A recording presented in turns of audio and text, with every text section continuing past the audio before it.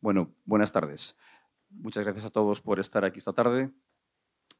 Bueno, de los muchos temas que caben en la agenda de los arquitectos, pues a veces es complicado seleccionar, pero bueno, yo creo que el de la vivienda nos lo ha puesto la sociedad encima de la mesa, ¿no? Y hace tiempo que queríamos abordarlo y desde que empezamos a pensar en este tema, desde luego el nombre de Javier pues estaba encima de la mesa. Así que hoy estamos especialmente satisfechos porque tengamos la oportunidad de que nos acompañe. Muchas gracias a Javier por hacer el esfuerzo de acercarse hasta aquí, tanto al curso como además por haber querido darnos esta charla. Gracias a Manuel por haber aceptado la invitación de que lo presente un poco atropelladamente. Y bueno, es una actividad de la Delegación de Santiago en colaboración con la vocalía de urbanismo, así que, bueno, gracias también a Natalia por estar dispuesta a colaborar con nosotros siempre. Así que, bueno, sin más, dejo la palabra a Manuel y nada, escuchamos. Hola. Hola, ¿se me escucha? Sí. Ahora sí. Gracias. Se nota que tú estás acostumbrado a estos araos, Javier. Bueno, buenas tardes a todos. Gracias a Ángel, gracias al colegio por dejarme que diga algo antes de que empiece Javier. Javier es una persona que se define a sí mismo, en las redes sociales al menos, como viviendista. Viviendista yo lo interpreto como alguien que reconoce y defiende el derecho al acceso universal a esa vivienda que está recogido en la Constitución española y que además pelea activamente porque eso se produzca, ¿no? Javier lleva 25 años trabajando en el mundo de la vivienda, empezó en el País Vasco, trabajando en la Consejería de Vivienda, donde ya en aquel momento lanzó un par de iniciativas que ahora nos pueden parecer como muy modernas, que fue, entre otras, pues la creación de una agencia pública de alquiler de vivienda a precio razonable, vamos a decirlo así, en manos de la Administración. Y también en el año 2000, alrededor de 2002 o así, salió el decreto para la no recalificación de la vivienda protegida para que no se pudiese desclasificar, básicamente. Después, desde ese podium, llegó a Barcelona, que es un sitio que me imagino que en el año 2015 sería bastante más conflictivo y complicado, y ahí, pues, de la mano de Ada Colau, cuando se hace alcaldesa, y ahí también pues, se inicia una guerra en un entorno, supongo que con mucha más presión y de gente mucho más interesada con cuestiones de alto valor económico y de presión política. Y de ahí salen, como estábamos comentando ahora, pues, iniciativas que ahora también nos resultan como muy modernas, pero que ya en el año 2015-2016, pues, un plan especial de control de uso de la vivienda turística, un decreto para el derecho de tanteo y retracto en todo el municipio de Barcelona en las transmisiones de viviendas de uso residencial y otro elemento que también parecía bastante importante como la reserva de vivienda protegida en las operaciones de regeneración en el suelo urbano no consolidado. Eso, como digo, que ahora nos suena a algo así como herramientas muy modernas y que aquí todavía pues, no han llegado, allí ya se hacían de la mano de Javier y toda la gente que estaba allí trabajando. Javier hace 1 año y medio que ha dejado Barcelona y que está por su propia voluntad y está ahora en Navarra como director gerente de la empresa de vivienda y suelo de Navarra, Nasuvinsa, desde la que está colocado en un entorno en la que de repente, aunque para él no es nuevo, para otra gente sí, la vivienda está en el centro del debate político, no sé si interesadamente, pero desde ese punto, pues Javier, lógicamente con su bagaje, pues puede aportar luz en un lugar donde hay cierta oscuridad interesada, diría yo. En todo caso, yo le quiero agradecer mucho que haya venido porque sé el esfuerzo que ha hecho y lo difícil que es su agenda. Y no solo quiero darle las gracias porque esté hoy aquí, sino también darle las gracias por todos estos años en los que siempre se ha prestado a compartir su experiencia y a contarnos un poco cómo él ve y cómo ha ido produciendo políticas alrededor de la vivienda en su experiencia profesional. Muchas gracias, Javier.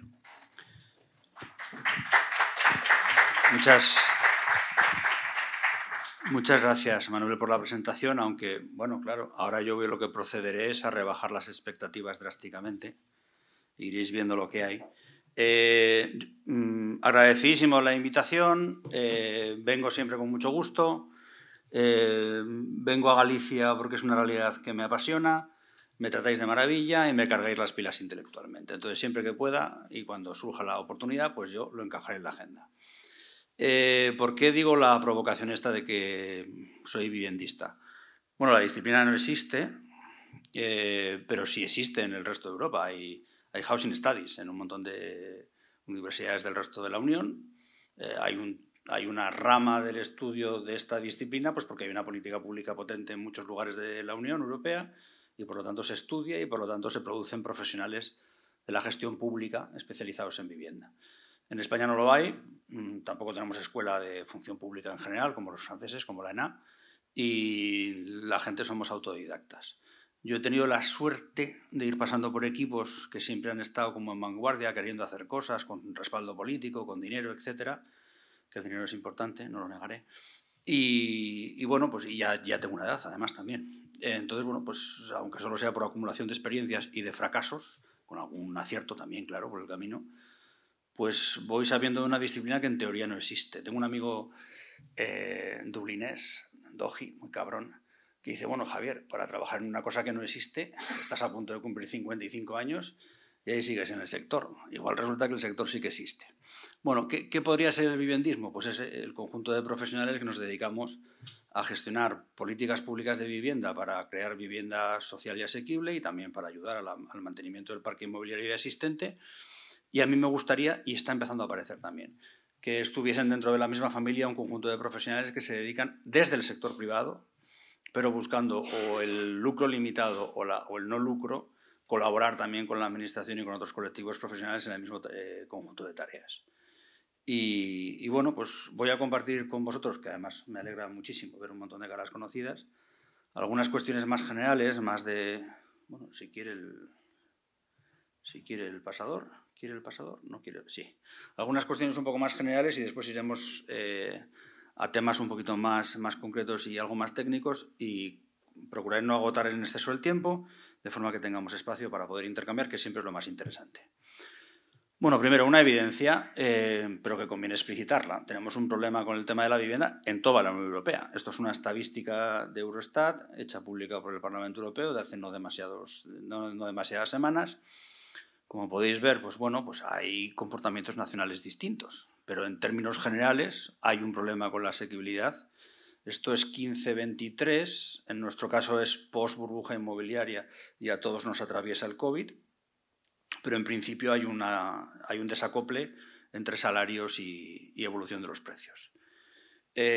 Aquí algunos entendemos que hay un proceso de financiarización de la vivienda y de excesiva especulación. No es lo mismo invertir que especular, pero a veces cuando se invierte y se financiariza sí se acaba especulando. Y hay otra gente que entiende, yo no suscribo este punto de vista, pero creo que hay que ponerlo encima de la mesa, que la salida del COVID que hace la Comisión Europea a través de keynesianismo expansivo y de la política monetaria, del quantitative easing, que básicamente es generar medios de pago, generar liquidez, pues eso ha creado una demanda dopada y ahí hay fondos de inversión y operadores económicos con una liquidez muy importante que se están dirigiendo hacia los activos inmobiliarios prime. A mí me parece que pesa más lo primero que lo segundo, pero bueno, conviene tener en cuenta todo lo que hay en el debate porque algún papel jugará. En cualquier caso, lo que sí es un problema global. En nuestro contexto, que es Europa, esto ahora mismo no lo tenemos bien controlado ninguno, aunque hay diferencias entre sistemas que tienen más capacidades de defensa y sistemas que no. Segundo asunto, ¿de dónde venimos? Bueno, pues el padre fundador de nuestras miserias, también de alguna grandeza, todo hay que decirlo, pues es el señor Arrese, que fue el primer ministro de Vivienda, era vasco de Neguri y murió en Navarra, porque su mujer era navarra, con lo cual yo ahora en términos de biografía personal lo tengo muy cerca. Y no inventan la vivienda protegida, porque la vivienda protegida es una figura que nace con las leyes de casas baratas a principios del siglo XX, pero sí lo que sí hacen es llevarla a otra galaxia en términos de producción. Nosotros hemos producido desde el 56 hasta más o menos la fecha, aunque ahora estamos produciendo muy poquito, 6 millones de unidades. 6 millones de unidades es mucho o poco. Hombre, es bastante, porque ahora tenemos 27 millones de unidades y durante todo ese trayecto de esas 6 millones de viviendas protegidas teníamos muchos menos millones de viviendas en total porque era una población más pequeña. Yo nací en un país de 39 millones de habitantes, en 1, 2, 3 años a lo sumo superaremos los 50. Eso no se hace sin más, hay una red de apoyo masivo, pública, es bastante conocido, pero, y no tiene tampoco mucho sentido profundizar. Hay suelo público a disposición, pero sobre todo hay financiación blanda, hay garantía, crédito, caución, aval, seguro. Hay todo un aparato del Estado queriendo generar un conjunto de profesionales, porque en ese momento no había empresas profesionales de la urbanización, de la edificación, y ni siquiera había un mercado hipotecario que se estructura más o menos en aquella fecha. Ahí tenéis un gráfico del nivel de producción de vivienda protegida, no sé en qué color lo estaréis viendo, pero la curva de abajo, la que yo veo azul o verde, es la producción de vivienda protegida y la negra es el total de construcción. Claro, llama mucho la atención, sobre todo si a la gente que sea más joven, pues de 30 y algo para abajo, explicarles que ha habido un momento en que la producción de vivienda en España era la producción de vivienda protegida, básicamente, y que bien entrada la democracia, es decir, hasta los 80 y tantos, se producía más vivienda protegida que vivienda libre. ¿Qué problema hay? Porque si esto lo dejásemos aquí, lo que podríamos decir es que hicimos un esfuerzo hercúleo, era nuestro modelo, era un tipo de vivienda no de mercado, a la española, a la sureuropea, a la como lo queramos llamar. Bueno, el principal problema no es tanto que la mayor parte de ellas fuesen para compraventa, que ya era un problema. El principal problema es que se descalificaban todas. Ha habido periodos de descalificación diferentes, ha habido pues 20, 30, 40, algunas tipologías un poco más, pero en cualquier caso, de esos 6 millones de viviendas, la estadística oficial, que yo no me creo, vamos a respetarla, porque la hacen colegas a los que sí respeto, dicen que hay 380.000 viviendas protegidas que gestionamos las administraciones públicas y las entidades del tercer sector. Yo cuento los operadores y no me sale alguna menos. Pero bueno, eso no es relevante, porque además ahora también se le está dando a esto un impulso. Bueno, te queda el residuo, te queda una pequeña parte y entonces tuvimos herramientas y hemos dejado de tenerlas. Eso es grave, pero todavía es más grave, a mi modo de ver, que lo que se generase es una especie como de cultura instantánea de la propiedad. ¿Y por qué digo cultura instantánea? Bueno, una cultura no es algo que se cree en 3 días, es un producto cultural, antropológico, sociológico, etc. Y el franquismo, en esa etapa de los finales de los 50 y 60 y 70, lo que convenció a un montón de gente es de que la propiedad era algo natural, que todos habíamos sido más o menos propietarios casi siempre y lo hacían en entornos como el urbano español, donde hasta los 50 era más habitual ser inquilino que propietario. En el mundo rural no, en el mundo rural había algo más de propiedad y sin embargo digamos que este paquete de vivienda protegida o vivienda libre dentro de un sector de vivienda protegida, acceso a hipotecas de corto plazo, aunque de tipos de intereses altísimos, subsidiados, apoyados, etc., y acceso a la propiedad, pues que era una cosa como natural y no lo había sido, es decir, había sido una aportación de aquella época. En buena medida todavía estamos mentalmente cableados por aquel franquismo. Aquí os explico, bueno, aquí veis la gráfica de los 50 con un cierto equilibrio entre propiedad y alquiler y cómo España hace una transición en términos históricos en no demasiado tiempo hasta prácticamente el 90% de propiedad. Justo antes de estallar la burbuja teníamos una parte de inquilinos muy pequeña y prácticamente casi todo el mundo era propietario. En lo que se propuso de proyecto de cambio económico, por un lado, o sea, esto estaba vinculado a los planes de desarrollo, a la apertura de la economía española al resto de Europa y de Occidente, a la emigración del campo a la ciudad, a la cierta incorporación de la mujer a ciertos trabajos. Bueno, y hay un proyecto de cambio sociopolítico que en la parte más macroeconómica triunfa, pero mi hipótesis es que en vivienda todavía triunfa más, incluso en la parte de ADN sociológico, porque había un proyecto que era convertir al mayor número posible de propietarios en proletarios. Perdón, de proletarios en propietarios. No es un juego de palabras y no es mío. Aparece en las actas de las reuniones del Movimiento Nacional y lo dice expresamente Arrese, que fue un tiempo el número 1 de la Falange y cuando era ministro creo que era el 2 o el 3. Y bueno, pues había un esfuerzo por conseguir que la fuerza de trabajo estuviese hipotecada, porque se entendía que iba a ser, desde el punto de vista sociopolítico, más dócil. No sé si eso de la docilidad lo consiguieron, pero convertir a las clases trabajadoras básicamente en propietarias, sí, que tiene un montón de cosas buenas y tiene algunas cosas negativas que las hemos ido viendo posteriormente. Son brochazos históricos. Estoy pasando rápido por cosas que seguramente podríamos comentar con tranquilidad y que hay gente en la sala que seguro que sabe más que yo. ¿Qué me parece a mí que hacen los gobiernos de Felipe González Márquez, los primeros gobiernos socialistas de la democracia? Bueno, vienen a decir, miren, estamos en un montón de transformaciones, tenemos que generar sanidad pública, educación pública, consolidar las pensiones públicas, no sé qué. Estamos queriendo entrar en la Unión Europea, entonces Comunidad Económica. Esto de la vivienda no lo consideramos que es una misión del Estado. Esto lo hace bien el mercado. La provisión de la vivienda como bien y servicio es una cosa que el mercado hace bien y nos vamos a circunscribir a trabajar solo pues, en los más vulnerables y en las ciudades más complicadas. No lo hacen los gobiernos de Felipe González, lo hacen los de la OCDE, pero todo el aparato administrativo se transfiere a las comunidades autónomas, se hizo un poco antes. Y también hay otras cosas que son menos evidentes. Por ejemplo, regalamos el banco de crédito hipotecario, que era una cosa que funcionaba bastante bien. No daba todas las hipotecas, daba la mayor parte de las hipotecas y tenía una posición de dominio. Fue dentro del paquete de banca pública que privatizamos. Bueno, seguramente no es monocausal, pero yo sí que creo que hay causalidad, no simplemente correlación. En los años posteriores a estos gobiernos, el medidor que se utiliza habitualmente, que es el número de salarios integrales dedicados a la compra de vivienda, empieza a crecer.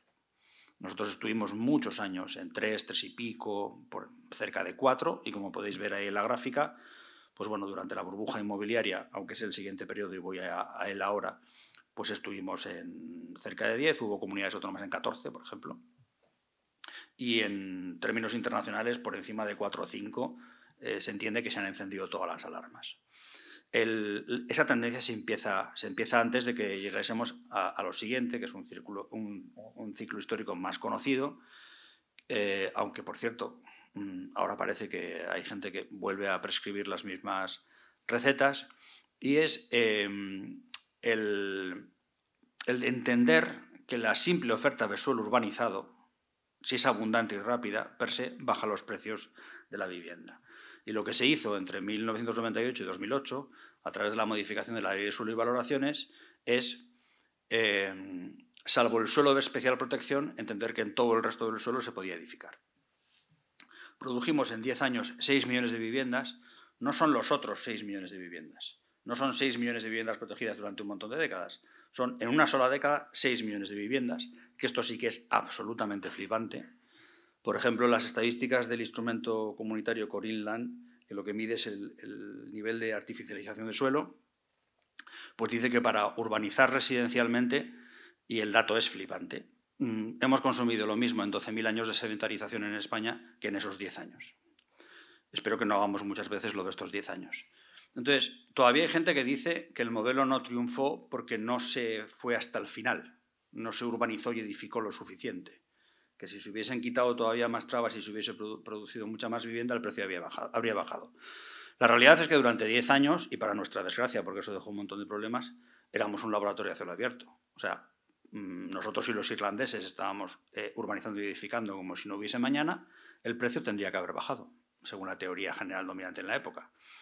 Y todos sabemos que los precios de las viviendas subieron bastante, el 250%, y el suelo el 400%. Y todos sabemos que generamos una burbuja inmobiliaria y todos sabemos que la burbuja reventó y que prácticamente se lleva por delante España. Bueno, reventamos a la vez que revienta todo el sistema financiero. Irlanda y nosotros reventamos especialmente por nuestros ladrillos tóxicos. Teníamos los balances de los bancos destrozados y eso fue, a mi modo de ver, un momento de oportunidad histórica perdida. No soy tan talibán como para defender que lo que tendría que haber ocurrido es que cayese el sistema bancario y punto. No. El sistema bancario nos podría haber llevado por delante como sociedad occidental moderna. Había que sostenerlo, había que salvarlo de la forma que fuese, con esfuerzos internos y externos, españoles y comunitarios.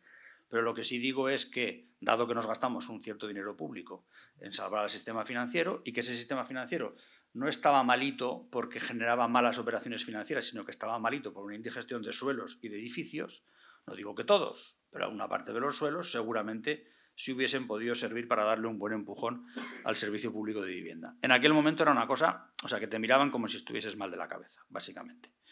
La realidad es que pues bueno, hay un proceso muy fuerte de desalojos, hay a la vez, y esto se suele hablar menos, una reducción drástica del gasto público en vivienda, justo en el momento donde más necesario era, porque había una crisis social. Bueno, pues los presupuestos públicos y las empresas públicas que trabajan en vivienda lo pasamos muy mal, hay un proceso de evaluación interna y hay una llamada a fondos de inversión internacionales que se les pide.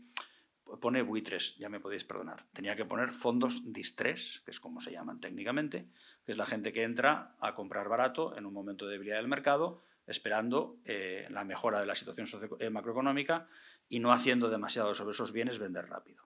No es tan fácil vender rápido, por cierto. Y de hecho muchos de los inversores que entraron en España en aquel momento siguen todavía entre nosotros. Pero bueno, yo defiendo que aquello fue una oportunidad perdida y no digo que la solución tuviese que ser matemáticamente. Hay 600.000 viviendas vacías, hay 600.000 familias que perdieron la vivienda, pues por lo tanto el Estado interviene. No es tan sencillo, porque la variable espacio es importante, donde están esas viviendas, el estado en el que están esas viviendas y bueno, toda la maraña que había de propiedades, pero entre todo y nada, pues seguramente alguna cosa intermedia se hubiese podido hacer. De hecho, ahora, mucho tiempo después, cuando quedan solo 2 años para que haya que disolver la Sareb, que ya veréis cómo no se disuelve, bueno, pues ahora sí que está habiendo este debate sobre qué hacer con los 33.000 alquileres sociales que tiene la Sareb y seguramente esta vez imperará el sentido común.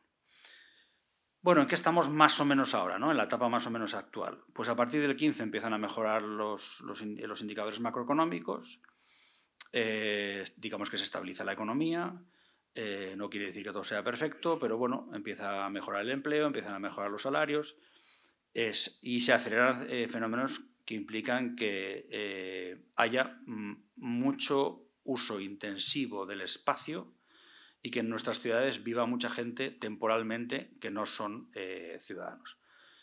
Cosa que me parece perfecta, yo no tengo nada contra eso, prefiero ciudades cosmopolitas en las que hay mucho movimiento, un montón de estímulos y una parte de eso viene de que la gente sea muy diversa. Pero a la vez, claro, está produciendo un fenómeno en el que hay una tremenda rentabilidad de los usos a corto plazo del stock de viviendas. Ahora tenemos en el vocabulario unas cosas que hace 10 años no decíamos, o sea, no hablábamos... bueno, Airbnb sí existía, pero no hablábamos del problema del alquiler turístico como hablamos ahora, el alquiler de temporada, los expats, los digital nomads, la gente que tiene segunda residencia pero no es de costa, los europeos que tienen segunda residencia urbana en nuestras ciudades, la gente que hace commuting viviendo en 2 ciudades a la vez. Yo en Barcelona tengo unos vecinos alemanes que vivían más o menos medio año en Alemania y medio año en Barcelona. Eran ciudadanos de los 2 sitios. Bueno, todo esto, que tiene un montón de cosas buenas y que no es criticable per se, lo que sí genera es una presión tremenda sobre el stock de alquiler y en un contexto en el que además a una generación de personas solo se les ha ofrecido alquiler para los primeros años de su vida adulta, o básicamente se les ha ofrecido alquiler. Bueno, eso es una tensión muy fuerte, se habla mucho de la gentrificación, pero se habla bastante menos de que en general, a ver, lo que pone ahí, vamos a declinarlo para que pueda salir de la sala bien, que haya boomers especuladores no quiere decir que todos los boomers sean especuladores. Que haya rentistas boomers no quiere decir que todos los rentistas boomers sean especuladores. Pero la mayor parte de los especuladores son boomers. Yo creo que ahí nos podemos entender, que es un espacio intermedio con muchos matices. Y lo de Generation Rent, bueno, es una autora británica, creo, desde luego ya vive en Londres y habla de ese mercado. Bueno, lo podemos reelaborar con nuestros términos. Por ejemplo, a mis padres, yo tengo 54, a mis padres, que son de los 40, ¿qué les ofreció el Estado y el mercado? Vivienda protegida con hipoteca a muy corto plazo y tipos de interés altísimos subsidiados y una vivienda libre que se comportaba parecido. No había tantas diferencias. Trabajaron durísimo y hicieron muchas cosas por sus hijos, pero digamos que todos entraron en un camino en el que había hipotecas y propiedad. De hecho, una parte de esa generación son propietarios de segundas residencias o de la casa en el pueblo, bueno, con mucho trabajo, no digo que no. ¿Qué me ofrecieron a mí? Que yo soy técnicamente, un poco por los pelos, pero soy técnicamente generación X. A nosotros nos ofrecieron hipotecas para comprar vivienda libre, hipotecas carísimas, estresando el riesgo financiero, superando el loan to value del 80%. Nos daban hipotecas para el 100%, más del 80% del valor de la vivienda, que no es recomendable, incluso el 100%, y se han dado hipotecas del 110%, como todos sabemos. Eso reventó a una parte de esa generación, la dejó trinchada, porque perdieron la vivienda, sufrieron muchísimo. Pero la mayor parte de los X, más o menos, hemos pasado por esa crisis, bueno, más o menos, conservando nuestra vivienda y conservando nuestra vida. Si bajamos y nos vamos a los primeros millennials, bueno, y hay un ciclo largo que va de millennials hasta los primeros Zetas que se están emancipando ahora, lo que se les ha ofrecido es solo alquiler, o básicamente alquiler. El porcentaje de jóvenes menores de 35 años que firman hipotecas ha bajado de mi experiencia generacional cuando yo me emancipé, que éramos más o menos el 40% del mercado hipotecario, al 6%. Y ese 6% compra vivienda porque tiene respaldo familiar, básicamente. Entonces, bueno, tenemos todo este panorama que a mí no me gusta juzgarlo en términos morales, no es ni bueno ni malo, o sea, es más bien malo, pero es, y responde a la interacción de un montón de fuerzas. Y algunas no están ni siquiera queriendo generar intencionadamente estos efectos. Pero tenemos una crisis de accesibilidad en nuestras ciudades y tenemos diferentes niveles de socarrat. Tenemos los archipiélagos, que eso es el Vietnam inmobiliario. Después tenemos Madrid y Barcelona, que son una liga aparte, donde las cosas no están tan mal como los archipiélagos, pero lo que les salva es que no son insulares y que el tamaño es inmenso. Es decir, que tienes unas ciertas formas de salirte de las externalidades más duras. Hay una siguiente corona de ciudades, pues Sevilla, Málaga, Valencia, Bilbao hasta cierto punto. Bueno, el siguiente nivel de ciudades de España, donde las cosas están muy complicadas, pero no el nivel de sufrimiento que hay en Madrid y Barcelona, y después todo va por barrios, pero el nivel de extensión del problema es bastante elevado. De hecho, bueno, yo creo que en los últimos 3, 4, 5 años nadie discute que hay un problema. ¿Qué problema tenemos? Técnicamente hablando, bueno, pues que es más rentable invertir en ladrillos que en otras cosas. Y cuando a alguien le resulta mucho más rentable invertir en comprar ladrillos Prime que invertir en que aquí es Citroën en Vigo, ¿no? O Mercedes en Vitoria o Volkswagen en Pamplona, tenemos un problema. O sea, cuando no hay muchos incentivos para la inversión industrial, porque resulta que en el negocio inmobiliario, con un alto nivel de seguridad, hay gente ganando mucho dinero rápido, como sociedad tenemos un problema. De nuevo, no es un juicio moral. O sea, actor a actor no hay ningún problema. El problema es en agregado. Aquí hago una cierta coña sobre el drill, baby drill de los republicanos norteamericanos. Ya sabéis, perfora, porque queremos extraer gas y petróleo. En nuestro caso, nuestro gas y petróleo es el territorio. Y nuestro proyecto económico ahora mismo, en muchos lugares, es la autofagia. Es decir, nos comemos trozos de nuestro territorio y lo ponemos al servicio de la inversión inmobiliaria, turística y de los eventos. Que, de nuevo, no hago un juicio moral, son sectores económicos perfectamente respetables. El problema es cuando ocupan un espacio excesivo del PIB, cuando tienen excesivo peso en el empleo y cuando depredan territorio o depredan, tienen una huella por encima de lo que sería recomendable. Y este juego no sé yo cuánto tiempo vamos a tardar en equilibrarlo, pero seguramente lo que le tenemos que bajar es la rentabilidad a cierto tipo de inversiones inmobiliarias y sería bueno que las inversiones industriales tuviesen una rentabilidad superior a la de estas inversiones inmobiliarias. Ahora mismo no estamos ahí y tenemos un problema estructural serio. Bueno, ahora hago los chistes, pero no son chistes. O sea, de verdad creo en las categorías que voy a defender. Estos son un poco como actitudes que hay ahora mismo en relación a cómo solucionar el problema de la vivienda. Que ya os digo por adelantado que yo no sé cómo se hace. Tengo algunas intuiciones que comparto y estoy dispuesto a seguir escuchando y cambiar cosas. Pero hay gente muy peligrosa que dice que saben cómo se resuelve esto y que se resuelve haciendo solo una cosa. Esta gente es peligrosísima. Yo distingo 3 familias con una subespecie. En primer lugar están los supply believers, que es esta gente que te dice que solo hay que producir vivienda. Da igual da igual de qué tipo y da igual dónde. Producir mucha. Y si produces mucha vivienda, baja el precio.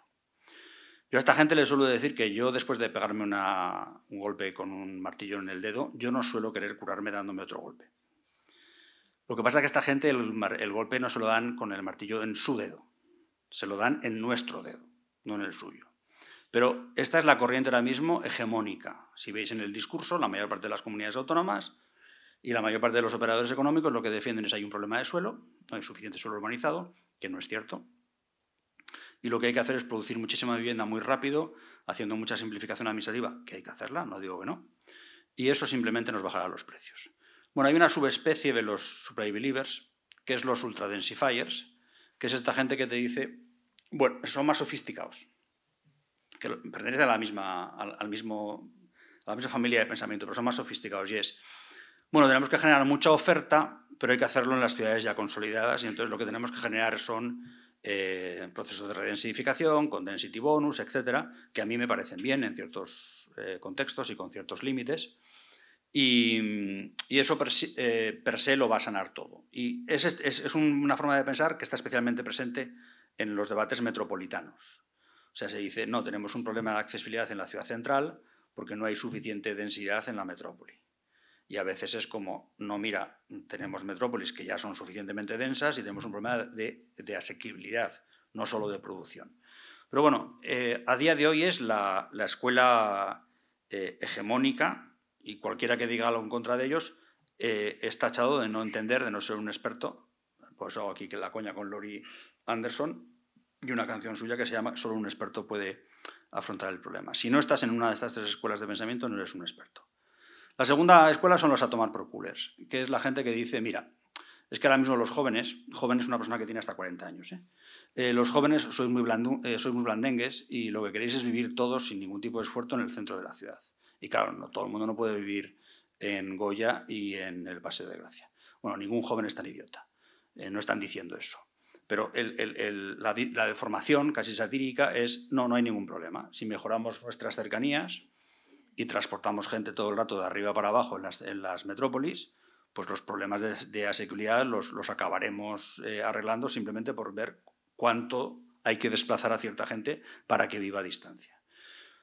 Bueno, yo, como os he dicho antes, estoy a favor de la densidad en ciertas circunstancias y estoy totalmente a favor de mejorar las cercanías y totalmente a favor de que las áreas metropolitanas se piensen conjuntamente, pero bueno, a ver si vamos a llegar a lo que ocurre en ciertas ciudades de América Latina, que es muchísima más densa la periferia que el centro, porque han ido expulsando población y porque los ricos de determinados lugares tienen recursos como para vivir y como para generarse un cinturón de vacío a su servicio, porque lo que quieren es que la gente esté lo más lejos posible. No estamos ahí, evidentemente. Pero bueno, que sepamos que esa lógica llevada al extremo produce esto. Y finalmente están los más cínicos, que son los zulistas apretujistas. Los zulistas apretujistas hacen la siguiente pregunta, es ¿cuántos millennials puedo meter por metro cuadrado y que me den licencia municipal sin que sea un escándalo y que los chavales piensen que viven como en Friends en Nueva York? Y entonces hablan de co-living y todas estas cosas, que no es ni más ni menos que procurar meter al mayor número de personas posibles por metro cuadrado. De nuevo, la densidad es necesaria y es interesante, y la flexibilidad de los edificios que producimos también es un valor interesante. En general, en estas tres escuelas de pensamiento no quiere decir que hay que hacer lo contrario de lo que ellos dicen. Parte de lo que dicen tiene mucho interés, pero la deformación y apostar hasta sus últimas circunstancias por esto no nos va a llevar a solucionar el problema. ¿Dónde yo creo que está el problema? Bueno, pues que tenemos que decidir si queremos arreglar los problemas que produce el mercado o si queremos prevenir los problemas que produce el mercado porque queremos ahormar, queremos diseñar el mercado desde la administración, desde la sociedad civil, desde el mundo profesional y también con los operadores de mercado. Bueno, Mariana Mazzucato defiende claramente este posicionamiento de market shaping y no market fixing, y ella y mucha otra gente ponemos como referencia pues, que el proceso de liberalización del suelo y de la vivienda en Londres no ha generado asequibilidad precisamente y viene haciendo una cosa muy tradicional desde hace 100 años, que es servicio público, colaboración público-privada, pues está en una posición bastante mejor. Entonces, bueno, yo conceptualmente estoy más bien aquí, en esta forma de pensar de Mariana, y creo que su idea de que la economía debe de guiarse por misiones de largo plazo, emancipadoras y que ayuden a la sociedad a estar mejor, bueno, pues de toda su reflexión, en su equipo hay una persona que tiene la tarea de desarrollar la misión urbana, vamos a llamarla, pero ella no tiene en su equipo una persona especializada o un equipo especializado en la misión vivienda. Bueno, pues igual podemos colaborar y echarle una mano a pensar esa misión vivienda. Bueno, ¿qué está habiendo ahora mismo en España? Por lo menos en el discurso ministerial, un cierto cambio de orientación. Y, por ejemplo, se está fijando como un objetivo, que no tiene que ser el único, pero es un objetivo importante, la producción de vivienda protegida de alquiler. Y esta es una novedad. Decía Manuel antes que en el 2000, a principios de los 2000 montamos una empresa pública de alquiler que se llamaba y se sigue llamando Alokabide. Bueno, pues teníais que ver lo que decían de nosotros. Éramos enajenados, una gente que está usando recursos públicos para generar un parque de alquiler. Bueno, esto a día de hoy ya no es tan contracorriente, se entiende que es algo que tenemos que hacer, tenemos que generar una infraestructura a largo plazo de vivienda asequible y que el sector público tiene que empujar. Yo defiendo que no tiene que ser el único que trabaje, pero está bien que esto está ahora mismo, digamos, como en el horizonte de lo que el Ministerio y algunas comunidades autónomas estamos empujando. No todas, dicho sea de paso. La otra es que no podemos estar constantemente añadiendo unidades a un sistema y que ese sistema pierda unidades pasado el tiempo. Si se introducen unidades en un sistema de asequibilidad, vivienda social y asequible, vivienda no de mercado, bueno, pues lo que no puede ser es que se descalifiquen. Y aquí hay un paso importante, que ya veremos si se mantiene, pero conceptualmente a mí me parece de interés, del Ministerio diciendo, miren, si ustedes lo que quieren generar es viviendas a corto plazo, viviendas asequibles solo durante un tiempo, no van a contar con recursos del Ministerio. Si ustedes lo que quieren es generar parque estable de vivienda permanentemente asequible, tendrán el apoyo del Ministerio. ¿Por qué lo dice así? Porque la competencia es autonómica y no estatal. Y porque acaba de decir el Tribunal Constitucional que la operación de alargar o hacer casi permanentes las calificaciones de las viviendas no se puede hacer con una ley estatal. Eso estaba tímidamente, pero estaba en la ley de vivienda y el Constitucional se lo ha cargado. Entonces, la forma en la que el Ministerio puede tratar esto es decir, miren, mis recursos están al servicio de cierta cosa y no de otra. A mí me parece que esto también apunta en una buena línea de convergencia europea. Y lo siguiente es bueno, pues generar una empresa pública estatal.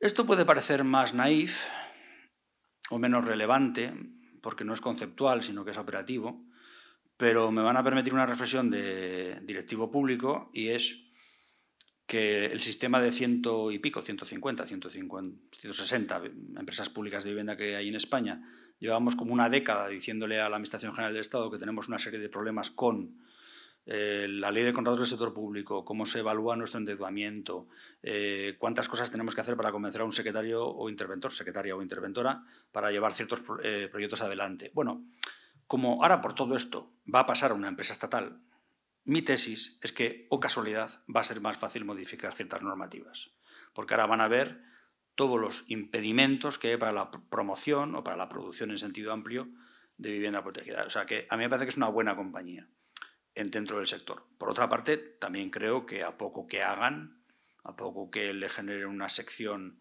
de vivienda a la SEPES actual, que solo es SEPES industrial, asuman las 33.000 viviendas de alquiler social de la Sareb y muevan el catálogo de suelos que tiene la Administración General del Estado, bueno, mal se tiene que dar para que no sea la principal empresa pública de vivienda de España. Ahora mismo la que tiene más parque es Abra, la andaluza, que tiene 80.000 viviendas, o en el entorno de las 80.000. Bueno, pues a mí me parece que es un jugador que ha venido a intentar cambiar cosas en el sistema. Y después también está bastante bien, no tanto que haya cumbres de vez en cuando del presidente con el sector, que no está ni bien ni mal, está. A mí lo que me parece interesante es que el sector, o que se entiende por el sector, empieza a cambiar. En esta foto no hay lo habitual, que suelen ser siempre promotoras privadas. Además, muy volcadas en la parte de construcción, en la parte de developer, no en la parte de gestión patrimonial. En esta foto hay promotores públicos, promotores privados, empresas públicas, hay fundaciones, grupos cooperativos, está el mundo sindical. Se ha introducido no solo las finanzas habituales, sino que está el ICO como banca pública. Bueno, empieza a haber una cierta efervescencia de actores que a mí me parece que tienen más capacidad de generar un sistema. Y yo cada día estoy más convencido de que lo más importante no es cuántas viviendas asequibles producimos, sino qué entorno de gestores y gestoras generamos, de forma que alguien permanentemente su tarea sea siempre gestionar esas viviendas y que no estemos en esquemas de producir para que durante un cierto tiempo estén en alquiler y después dejen de estarlo. Producir para que las viviendas protegidas lo sean durante un tiempo y después dejen de serlo. O sea, a mí me parece que una de las claves es esta generación de capacidad de gestión en torno a la idea de asequibilidad permanente. Y en el sector empieza a haber actores de estos, no solo públicos, que me parecen interesantes. Me estoy alargando bastante y ahora vamos un poco más a temas más técnicos. Yo lo que defiendo es que dentro de un modelo en el que no hemos hecho una revisión crítica en democracia de lo que nos dejó el franquismo en vivienda, o sea, hemos hecho una herencia crítica, y en el que ha bajado mucho la intervención, Euskadi y Navarra son una cierta disrupción. Por cierto, disrupción, no sé si lo he escrito bien, no lo tengo muy claro. Bueno, porque han seguido un camino distinto. O sea, más o menos cuando se liquida el Instituto Estatal de la Vivienda y se traspasan bienes a ayuntamientos y a comunidades autónomas y se deja de producir vivienda protegida, en Euskadi y en Navarra no se deja de hacer eso. Bien es cierto que se produce durante años mucha vivienda protegida en venta y todavía descalificable. Pero sí que es verdad que dos pasos conceptuales que son muy importantes, que son que las viviendas no se descalifiquen, esto aparece en Euskadi en el año 2003 y no se ha hundido el mundo, allí sigue funcionando el mundo inmobiliario, y la otra es, como les decía antes, que se produzca vivienda protegida para el alquiler. Y la administración fue clave siendo tractor. A día de hoy no solo produce vivienda protegida para el alquiler el sector público, también lo hacen algunos privados. Y otro asunto que es un poco más técnico y está menos aparente en el debate habitual, pero que entre profesionales pues debemos de ponderarlo, es que el sistema de cesiones obligatorias a la comunidad en Euskadi es más duro, no es el 10% de los aprovechamientos, es el 15% y puede llegar a ser el 20%. También puede llegar a ser el 5%, pero de eso no vamos a hablar. O sea, mide en función del nivel de dificultad de las operaciones urbanísticas, pero en general la cesión habitualmente es el 15%.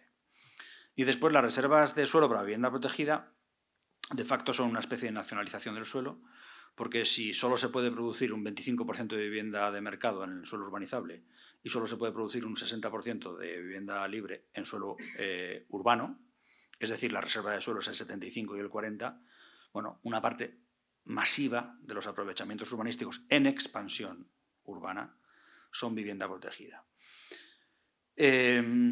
Bueno, este sistema entre Euskadi y Navarra está evolucionando ahora de una manera un poco diversa. Euskadi ha apostado por el derecho subjetivo, es decir, que le garantiza a ciertos grupos de población que por sus condiciones socioeconómicas o les va a dar una vivienda protegida o les va a dar una ayuda al alquiler. Y está centrando todos los esfuerzos, todos los recursos públicos en ello. Mientras que en Navarra el acercamiento que se está haciendo es un poco más mixto, es decir, se está produciendo vivienda pública, vivienda protegida pública de alquiler social, de alquiler asequible, en derecho de superficie y no solo centrado en la población con recursos más bajos.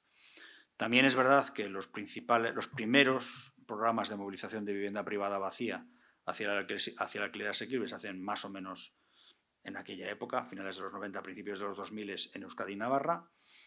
Y lo dicho, que cuando se estaban liquidando empresas públicas o había una debilidad importante, en Euskadi no solo había empresas públicas, sino que se generaban empresas público-privadas de vivienda. A esto volvería ahora un poco al final. Y no tengo tiempo de desarrollarlo, pero en su momento lo que había era una cierta lectura de la cartera europea de instrumentos y una interpretación a la vasca. Esto llamó poco la atención, porque somos poco relevantes. Vascos y navarros juntos pesamos 3 millones y pico de personas, no sé si llegamos al 10% del PIB de España, creo que no. Y con la afortunada desaparición de ETA, pues estamos un poco como en penumbra, ¿no? No ha habido mucha atención sobre esto. Sobre lo siguiente sí que ha habido un poquito más de atención, los 8 años de gobierno de Ada Colau en Barcelona y el intento de renovar un poco la cartera de herramientas de actuación en vivienda protegida. O sea, obviamente estamos comparando dos cosas muy distintas. Lo de antes era una cartera de instrumentos autonómica y esto es una cartera de instrumentos municipal. De una ciudad rara, porque es una ciudad-estado, al igual que Madrid, y de una ciudad que tiene un área metropolitana muy potente y donde hay muchas relaciones administrativas entre la ciudad y el área. Y de una Generalitat que, bueno, a veces apoya, a veces deja hacer, a veces hace contraprogramación, pero en cualquier caso, digamos, una ciudad con muchas capacidades de hacer cosas. Bueno, ¿qué es lo que hace la ciudad de Barcelona? Bueno, intenta sacar chispas a todos los instrumentos existentes para generar vivienda protegida dedicada o al alquiler o a regímenes parecidos. Y desarrollamos una gramática que consiste en que, además de la reserva de suelo para vivienda protegida en urbanizable y en urbano no consolidado, surge todo el debate de qué hacer en suelo urbano consolidado. ¿Por qué? Porque los fondos de inversión compraban y siguen comprando básicamente edificios sueltos. Son operaciones edificatorias. No tienes que hacer contribuciones al urbanismo de la ciudad. o por lo menos no hasta que se modificó la norma y se dijo que el 30% de la superficie residencial después de una rehabilitación integral o de un cambio de uso, superado cierto umbral, tiene que ser vivienda protegida. Gran revolución, que todavía hoy sigue siendo polémica, porque obviamente estás metiendo el dedo en algunas de las operaciones más rentables y más especulativas. Lo siguiente que se hace es no solo generar parque público con iniciativa pública, sino crear toda una serie de formas de trabajar con terceros, de una manera un poco contraintuitiva, es decir, la mayor parte de la gente que estaba mirando qué es lo que se hacía en la ciudad no esperaba del gobierno de Colau que lo que dijese es: quiero generar un conjunto de cooperativas que sean proveedoras de vivienda social junto conmigo, ayuntamiento, y quiero generar una empresa mixta con el sector privado. Pero aquí lo que hay es una diversificación, por un lado, de productos, diferentes tipos de productos en el sector público, alquiler social, alquiler asequible, venta en derecho de superficie, y también generar alianzas con terceros para que el ecosistema de proveedores de vivienda social sea lo más alto posible. Y después hay una cierta diversificación en las formas de intervención a través de que no solo construir es un instrumento al servicio de la generación de parque público, también lo es comprar y movilizar vivienda vacía. En relación a la movilización de vivienda vacía, hay sus especificidades, pero digamos que se sigue bastante la senda vasca. En todo lo que tiene que ver con los programas públicos de compras de viviendas para integrarlas en parque público, ahí sí que es novedoso y lo que se hace es copiar bastante la experiencia francesa. Se declara área de tanteio retracto toda la ciudad y todas las transmisiones de edificios residenciales tienen que ser notificadas previamente y el Ayuntamiento o la Generalitat pueden comprarlo al precio al que se ha pactado entre privados. Así como la modificación de la normativa urbanística para que el 30% de la vivienda en suelo urbano consolidado fuese vivienda protegida generó una polémica tremenda, esto no, porque se entendió que nadie iba a comprar nada. 1.500 viviendas después y 150 millones de euros después había más preocupación, porque era evidente que el Ayuntamiento lo iba a utilizar. El área de tanteio y retrato se acaba de renovar ahora por 6 años más y el Ayuntamiento ha anunciado que seguirá con las compras. Y digamos que estos serían los instrumentos de intervención tradicionales, o sea, si veis es la Administración construye, compra o moviliza con medios propios o buscándose aliados estratégicos. Ahora volveremos un poco sobre esto, Pero la preocupación que había era que por mucho que hicieses, iba a ser muy lentamente, porque estábamos hablando de operaciones muy costosas. Y mientras tanto había un problema de vivienda obvio, que requería algún tipo de respuesta a corto plazo. ¿Y qué es lo que se hace? Bueno, pues se estudia el sistema, sobre todo el francés y el alemán, de limitación de los precios en el alquiler de mercado, y se hace una lectura a la catalana de estos dos sistemas, que hoy están en la ley estatal, pero que en su día se aprobaron a través de una ley autonómica que el Constitucional declaró que había invadido competencias estatales.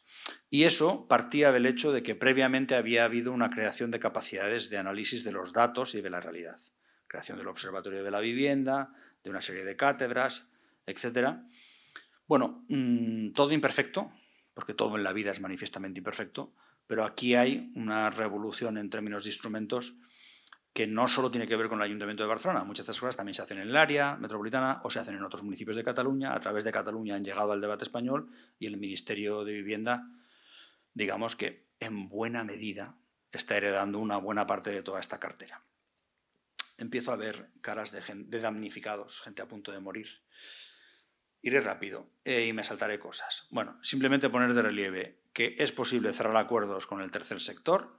No son contrarios al derecho, esos acuerdos permiten ceder suelo en derecho de superficie, se les pueden pasar subvenciones, se les puede acompañar para la financiación y para el refuerzo de las capacidades técnicas, y cuando la sociedad civil se le da una oportunidad, se convierten en proveedores y generan soluciones, como son las cooperativas en cesión de uso, para los usuarios, y aquí está el gran salto interesante, y es que gente que venía o del mundo profesional o del activismo y que llegó a un acuerdo con la Administración para cédeme un suelo en derecho de superficie, yo invertiré para generar una cooperativa en cesión de uso, una cooperativa en que nadie es propietario de una vivienda, sino de unas acciones que dan derecho a participar en las decisiones de una empresa cooperativa, y eso a su vez te permite vivir en una serie de metros cuadrados privativos y disfrutar de unos metros cuadrados comunes. Esta gente no dijo, vale, yo ya he satisfecho mi necesidad, perfecto. La mayor parte de ellos dijeron, vale, yo he podido satisfacer mi necesidad de vivienda gracias a una colaboración con la administración, quiero ayudar a generar un sistema. Y han puesto horas de activistas o han puesto horas de su trabajo como profesionales a intentar que esto se haga más veces. Y de hecho ahora se ha generado un sistema. Hay una firma de un convenio marco y el ayuntamiento suministra suelo, subvenciones, acompañamiento, etcétera, y lo respalda incluso el ICO, como podéis ver ahí. Y muchas de estas promociones pues, han ganado premios de arquitectura, son promociones conocidas y una cosa lleva a la otra. Esto de aquí, que es hacer muchas cooperativas en cesión de uso, reinterpretando el modelo uruguayo y holandés y nórdico, digamos que la gente se lo esperaba más del equipo de la Colau. Esto otro un poco menos, que es una empresa mixta, 50% pública, 50% privada. La condición de socio privado se gana en una licitación. Las dos sociedades que ganaron la licitación cotizan en bolsa, Neinor y Cebasa. Es decir, lo que os he explicado de las cooperativas es más orgánico, de arriba a abajo. Esto es más de abajo a arriba. Esto es más de arriba a abajo, más corporativo, más mercantil. Pero hay algunas reglas que a mí me parecen de interés, que es producir vivienda protegida de alquiler, poniendo la parte pública y la parte privada cada uno la mitad del capital. La administración suministra los suelos en derecho de superficie a 75 años, ahora se pueden ampliar hasta 99. La sociedad se endeuda, es decir, la mitad del endeudamiento lo respalda el capital público, la otra mitad el capital privado. No hay empleados públicos, los equipos técnicos los pone el privado. El privado gana un fee, una comisión, por promover las viviendas, y no por construirlas, por todo el proceso de seguimiento de la promoción y por gestionar los alquileres. Y después, cuando hay dividendos, los dividendos se reparten al 50%. Y a mí me parece que esto acaba con el debate de, oye, ¿cuál es el porcentaje de ganancia razonable que un inversor privado tiene que tener si accede a bienes públicos cuando trabaja en vivienda? Que yo no sé cuál es ese porcentaje, además, dicho sea de paso. Pero si el debate es, pongamos medios conjuntos, hagamos parque público de vivienda protegida de alquiler, y si hay beneficios, la mitad de los beneficios son públicos, pues me parece que pone el debate en otra galaxia.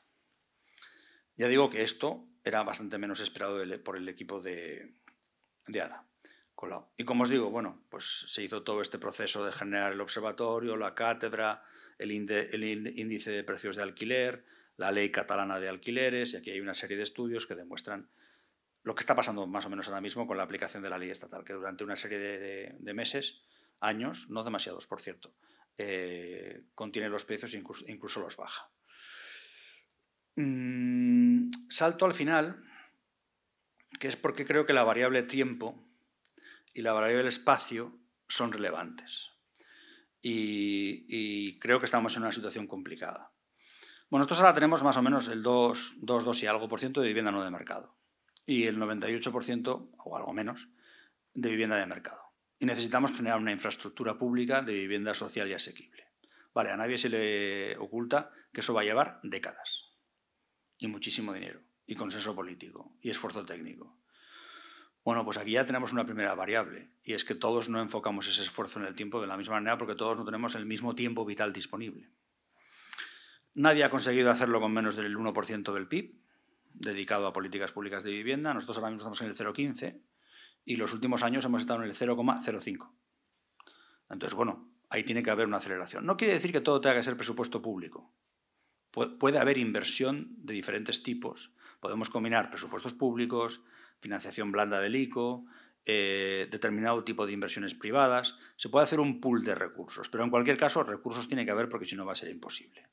Después el enfoque que yo defiendo es este, me he reído de los supply believers antes, pues ahora os diré que creo que necesitamos muchos supply believers, pero selectivo. Es decir, no nos vale con hacer crecer cualquier oferta de vivienda. Tenemos que hacer crecer el stock de vivienda social y asequible, permanente, es decir, no descalificable. Tenemos que proteger las reservas de suelo para vivienda protegida, tenemos que trabajar también en suelo urbano consolidado y tenemos que utilizar los instrumentos que antes os he comentado de construir, comprar, movilizar y introducir todas las dinámicas de renovación, rehabilitación y regeneración. En algún momento también tendremos que hacer alguna reflexión sobre la fiscalidad, que no la tenemos precisamente bien construida. La fiscalidad ahora mismo, un brochazo gordo, no favorece el alquiler respecto de la compraventa, no favorece la rehabilitación respecto de la construcción de obra nueva, no favorece la vivienda protegida respecto de la vivienda de mercado, con algunas excepciones, y no discriminamos entre capital inversor muy abrasivo y capital inversor del que necesitamos. Porque cuando digo que una parte de la inversión que necesitamos puede ser privada, tiene que ser cierto tipo de inversión privada. Y bueno, necesitamos, creo, desarrollar, además de empresas públicas de vivienda estatales y autonómicas y locales, pues una serie de familias de colaboración público-privada. Hay novedades interesantes ahora mismo, tanto por parte del ICO, que está generando fondos de capital, es decir, no solo financia proyectos, sino que quiere entrar en el capital de determinadas empresas privadas, si esas empresas privadas invierten en vivienda protegida y lo hacen a largo plazo. Y como veis, no solo está el debate de qué comunidades autónomas están desarrollando las zonas de mercado tensionado y la limitación de precios en alquiler, sino que en algunos lugares, y este debate está entrando por los archipiélagos, hay incluso el tema de limitar la capacidad de compra de vivienda. A mi modo de ver, está entrando de la peor manera posible, es prohibir a extranjeros comprar, no va de eso. O sea, si un alemán quiere vivir a mi lado en Pamplona, no hay ningún problema, será un ciudadano como yo. Si alguien quiere tener una vivienda para no usarla, sea alemán o sea de Palencia, tenemos un problema. Entonces, yo creo que la clave es comprar y alquilar para residencia permanente. Pero bueno, el debate está entrando y yo pensaba que no iba a entrar tan fácilmente. Y acabo con las dos variables, con la variable tiempo y con la variable espacio, que a mí me hacen ver que estamos en un contexto muy complicado, aunque estoy seguro que saldremos de esta de alguna manera. También he escrito mal boomers, ¿verdad? Porque no lleva una P delante, ¿verdad? Es boomers, X, millennials y Zetas. Bueno, yo creo que la posición mental en la que estamos, posición vital, patrimonial, social, es decir, el conjunto de cosas que llevamos cada uno y haciendo como radiografías generales de cada generación. Obviamente en cada generación hay de todo, pero algunas de las cuestiones que están encima de la mesa ahora mismo, las generaciones no las estamos viviendo igual. Por ejemplo, la idea de incremento del parque de vivienda social y asequible, principalmente de alquiler. Bueno, pues es una idea que entre los boomers empieza a calar, pero es como, sí, habría que hacer algo. En algún momento de estos va a ser necesario hacer algo. Claro, esto se lo preguntas a un millennial y no responde igual. Te dice, yo me estoy jugando las 2 décadas más interesantes de mi vida, va a ser muy difícil improvisar ese parque, yo estoy jodido o jodida y no tenéis los demás la urgencia que yo tengo. Y con esto pues podríamos ir casi con todos los instrumentos. Por ejemplo, a mí me extraña que el debate sobre las ayudas públicas al pago del alquiler, mientras se construye parque público y público-privado de alquiler social y asequible, ese debate no esté muy presente. No está presente ni en el caso de millennials ni en el caso de boomers. Pero si a los boomers les dices hay que subir la presión tributaria, la presión fiscal, para conseguir financiar un programa masivo de ayudas al alquiler, lo que te van a decir pues es como en el escribiente de Barleby, preferiría no hacerlo. Mientras que si se lo reflexionas a un millennial, te dirá, pues seguramente no va a quedar más remedio que subvencionar algunos alquileres con dinero público mientras se construye ese parque que necesitamos a futuro. El control de alquileres también es muy evidente, es decir, es muy difícil encontrar un boomer, incluso de izquierdas, que le parezca bien el control de alquileres. Es bastante fácil encontrar un millennial, aunque se defina como de centro-derecha, que lo entiende, porque se está jugando su posición. Y lo mismo un poco con la fiscalidad de la vivienda o con las limitaciones a la capacidad de compra. Y ahí estamos un poco atrapados. Nosotros, la generación X, somos un peso un poco muerto, hemos librado la bala de las ejecuciones hipotecarias y queremos parecernos en comportamiento a los boomers y no estamos muy en el equipo de los millennials.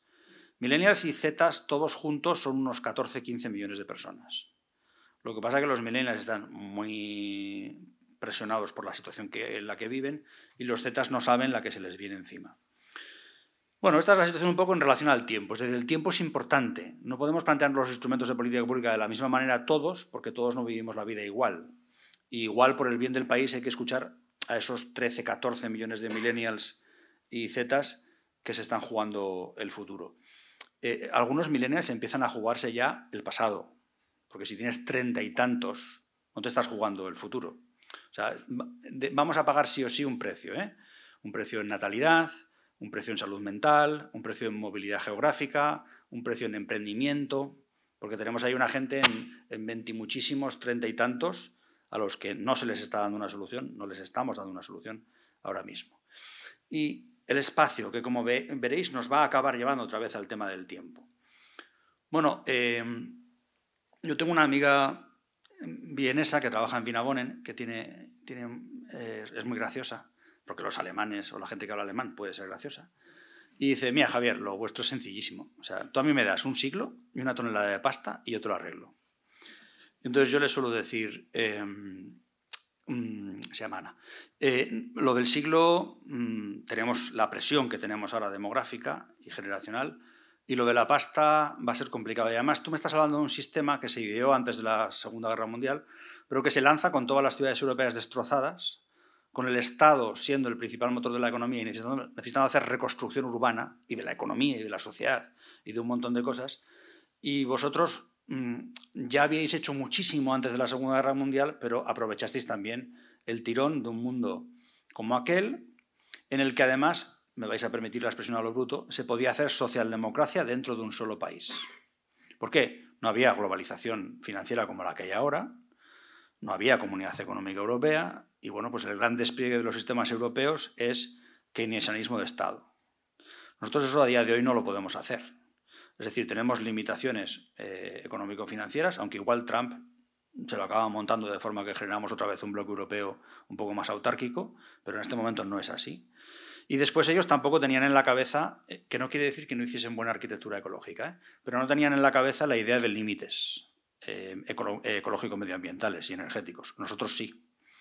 Entonces, ahora mismo es evidente que hay una presión lógica para utilizar más los tejidos urbanos que ya existen. Entonces, si cruzamos todos los problemas de accesibilidad de los que hemos hablado y generacionales con el hecho de que hay que hacer el esfuerzo en suelo urbano consolidado, es decir, que ya no solo nos vale la reserva de suelo para vivienda protegida en suelo urbanizable, porque no va a haber el mismo nivel de expansión de las ciudades, que habrá que darle vueltas a cosas como la fiscalidad del suelo ocioso, que temas como las áreas de tanteo y retracto para compra pública de edificios y viviendas, que parecen muy testimoniales, pues empezarán a estar más presentes, porque habrá menos expansión y más trabajo sobre los tejidos ya existentes. Que todo lo que tiene que ver sobre las 3 Rs, cada día lo vincularemos más a la asequibilidad. Que la idea está de que haya incentivos a crecer en densidad si es a cambio de accesibilidad, es decir, te permito que hagas más viviendas en un determinado ámbito urbanístico, pero esas viviendas tienen que ser viviendas protegidas, calificadas de por vida, una parte en alquiler a unos precios determinados. Bueno, eso cada día lo vamos a ver más. Y también el otro asunto es que necesitamos colaboración público-privada. Yo os he hablado antes de una serie de proyectos, pero cuando los haces en suelo urbano consolidado y trabajas sobre la rehabilitación, la hoja de cálculo es mucho más complicada. Los costes son más altos, los ingresos son más bajos y a más largo plazo. Con lo cual, y acabo con esto, con la sensación de haberos pegado una turra considerable, bueno, es que si juntamos tiempo y espacio, volvemos otra vez al tiempo.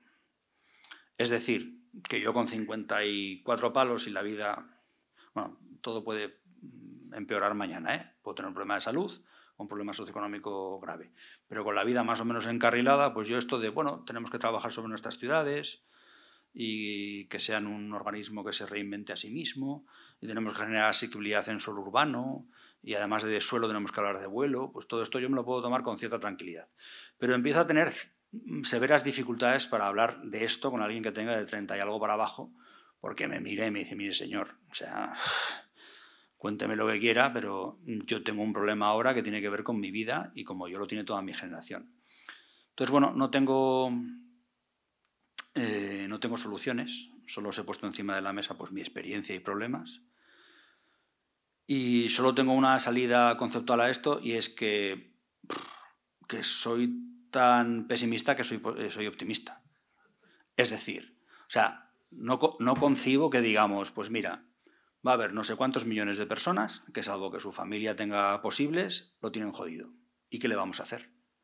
O sea, no concibo una sociedad que ha hecho un montón de transiciones. Hemos entrado en la Unión Europea, no teníamos sanidad, educación pública y pensiones como las que tenemos ahora, nuestras ciudades eran como eran, la gente más joven pues no lo recordáis o no estabais, pero nuestras infraestructuras las comparabas con las del resto del continente y, bueno, dábamos penica.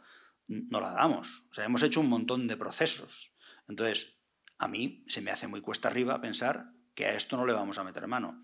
El problema es que requiere combinar estos ritmos en relación al tiempo y estas dificultades en relación al espacio, con un reparto de las propiedades urbanas de una determinada manera y con un reparto de intereses económicos de una determinada manera. Entonces, sencillo no va a ser, pero digo que de puro pesimista, pues soy optimista. Por algún lugar lo solucionaremos, creo.